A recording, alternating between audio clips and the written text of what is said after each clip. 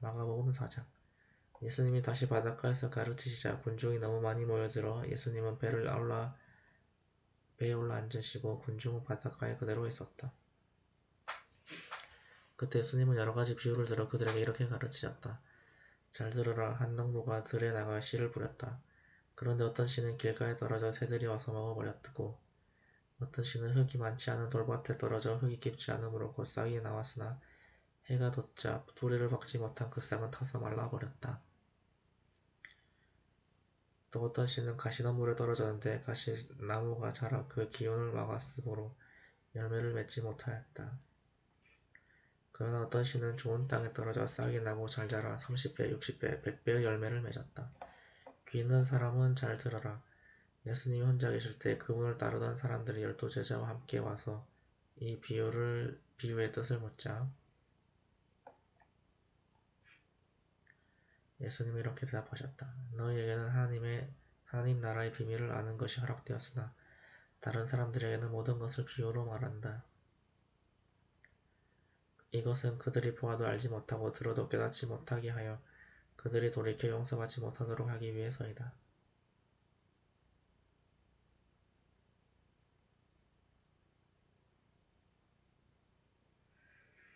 그러고서 예수님은 다시 말씀하셨다.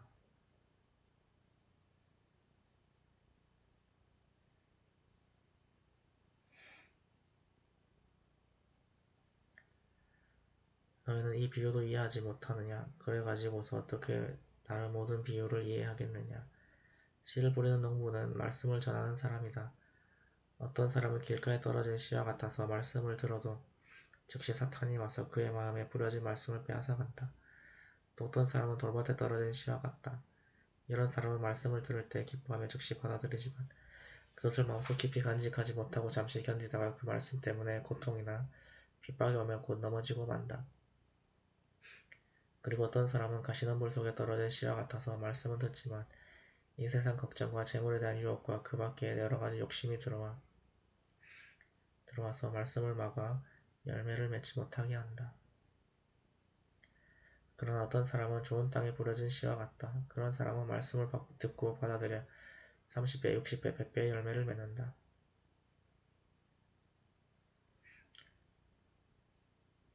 예수님은 또 이렇게 말씀하셨다.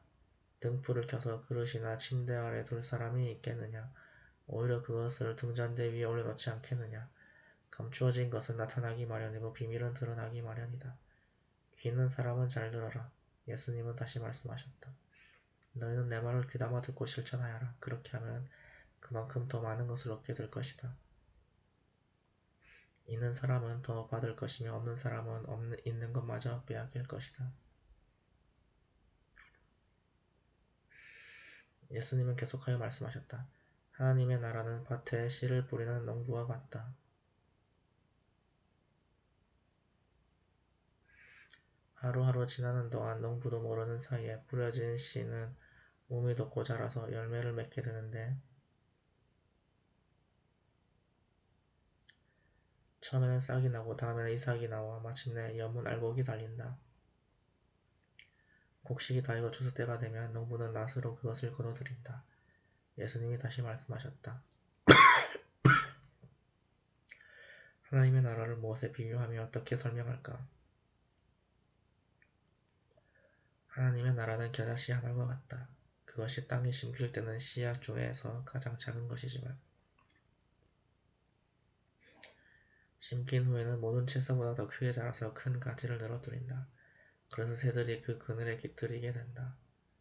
예수님의 이와 같은 많은 비유를 들어 그들이 알아들을 수 있는 데까지 가르치셨다. 그러나 비유 아니고는 그들에게 말씀하지 않으셨으며 제자들에게는 모든 것을 따로 설명해 주셨다.